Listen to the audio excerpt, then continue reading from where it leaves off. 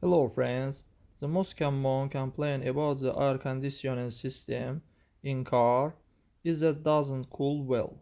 As a rule, the reason is an insufficient amount of freon in the system. Despite the initial tightness of all pipes, the compressor and other elements of the air conditioner, freon can eventually leak through seals, joints, microcracks, etc. You just need to top up the system with freon and change the oil. Although in other cars there may be more seriously malfunction up to the breakdown of the compressor, the most expensive element of the air conditioner.